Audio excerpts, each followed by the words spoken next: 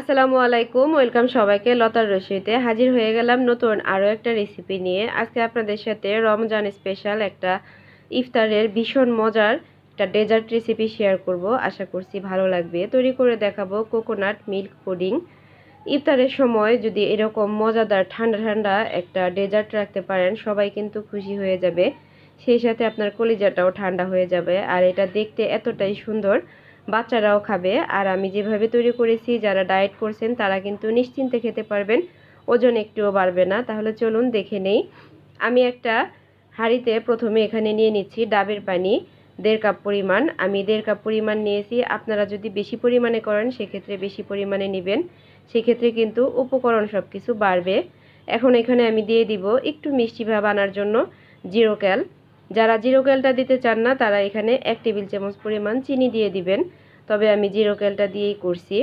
আমি একটা প্যাকেট দিয়েছি জিরো ক্যালের। আর এখানে আমি দিয়ে দিলাম 1/2 টেবিল চামচ পরিমাণ আগার আগার পাউডার। এখনও কিন্তু আমি চুলাটা অন করে দিইনি।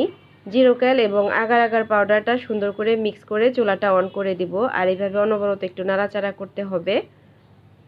গরম পানিতে আগার আগার পাউডারটা কিন্তু সুন্দরভাবে মিক্স হয় না, এই জিনিসটা খেয়াল রাখতে হবে। এই যে সুন্দর বলক চলে এসেছে, এখন এটাকে চুলা থেকে নামিয়ে নিব।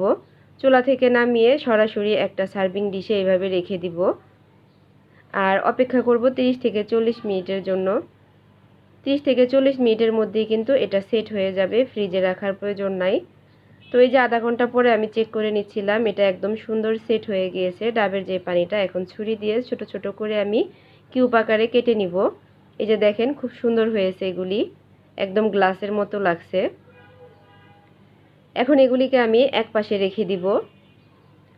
আর এদিকে আমি হাঁড়িতে নিয়ে নিয়েছি 2 কাপ পরিমাণ গরুর দুধ। দুধটাকে আমি আগে একটু জাল করে ঘন করে নিয়েছিলাম। আর 2 কাপ পরিমাণ গরুর দুধে আমি দিয়ে দিলাম এখানে 1.5 চা চামচের থেকে সামান্য একটু বেশি আগার আগার পাউডার। আর একটু মিষ্টি ভাব আনার জন্য দিয়ে দিব আবারও জিরো ক্যাল। এখানে আমি 2 প্যাকেট দিব। টোটাল ডেজার্টটা তৈরি করতে আমি 3 প্যাকেট জিরো ক্যাল ইউজ করেছি। যদি চিনি দিতে চান এখানে আপনারা 1.5 টেবিল চামচ পরিমাণ চিনি দিয়ে দিবেন, এটাই কিন্তু পারফেক্ট হবে। কারণ খুব বেশি মিষ্টি হলে কিন্তু খেতে ভালো লাগবে না। তো আগার আগার পাউডার এবং জিরো ক্যালটা দেওয়ার পরে সুন্দর করে আমি মিশিয়ে নিচ্ছি। চুলাটা কিন্তু এখনও অন করিনি। সব কিছু ভালোভাবে মিশিয়ে নেওয়ার পরে চুলাটা অন করে দিয়েছি এবং মিডিয়াম ফ্লেমে রেখে এভাবে নেড়ে চেড়ে দুধটাকে আমি জাল করে নিব। দুধটা জাল করার এক পর্যায়ে দেখবেন এটা একটু ঘন হয়ে আসতেছে। তো জাল করতে করতে যখন এটা সুন্দরভাবে একটা বলক চলে আসবে, তারপরে আমি চুলাটা অফ করে দিব। এই যে এটা বলক চলে এসেছে, এখন আমি চুলাটা অফ করে দিব। এখন দুধের মিশ্রণটা আগে থেকে যে ডাবের পানিগুলিকে ছোট ছোট কিউব করে কেটে রেখেছিলাম সরাসরি গরম অবস্থায় উপরে ঢেলে দিব। এটা কিন্তু গরম অবস্থাতেই দিতে হবে, নয়তো বা পাতিলেই কিন্তু সেট হয়ে যাবে। তো দুধটা ঢেলে দেওয়ার পরে আমি ডাবের পানির যে কিউবগুলো আছে একটু স্প্যাচুলার সাহায্যে নেড়ে চেড়ে সুন্দর করে চারপাশে সমান করে মিশিয়ে দিচ্ছি, পরবর্তীতে যেন সেট হলে চারপাশে সমানভাবে থাকে। এখন আমি এটা বাইরেই রেখে দিব আবারও আধা ঘন্টা থেকে 40 মিনিটের জন্য। ফ্রিজে রাখার প্রয়োজন নেই। তবে যারা একদম ঠান্ডা ঠান্ডা খেতে চান তারা অবশ্যই ফ্রিজে রাখতে পারেন, ইফতারের আগ মুহূর্তে বের করে খাবেন। তো এই যে আধা ঘন্টা পরে আমার পুডিংটা কিন্তু সেট হয়ে গিয়েছে। আর এইভাবে হাত দিয়ে চারপাশ থেকে একটু ছাড়িয়ে নেবেন, ছুরি দিয়ে কেটে নিলেও হবে। তো হাত দিয়ে সুন্দর করে ছাড়িয়ে নিয়ে আমি এটাকে ডিমোল্ড করে নিয়েছি। আর দেখতেই পারছেন মাশাআল্লাহ এটা খুব সুন্দরভাবে সেট হয়ে গিয়েছে, আর দেখতেও কিন্তু অনেক সুন্দর লাগছে। এখন আমি পছন্দ মতো শেপ দিয়ে এটাকে কেটে নিব। আপনারা যে যেভাবে পছন্দ করেন ঠিক সেইভাবে শেপ দিয়ে কেটে নিতে পারেন। আমি স্কোয়ার শেপে কেটে নিয়েছি আর এই যে সার্ভ করে নিয়েছি। আর আপনাদেরকে একটু দেখিয়ে দিচ্ছি এটা কীরকম হয়েছে। দেখেন এটা কতটা সফট হয়েছে, সুন্দর, সেই সাথে আলহামদুলিল্লাহ খেতে অনেক বেশি মজার হয়।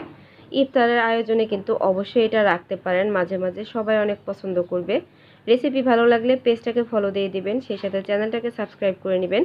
যদি একটু বেশি ভালো লাগে অবশ্যই ফ্রেন্ডস অ্যান্ড ফ্যামিলির সাথে শেয়ার করে দিবেন।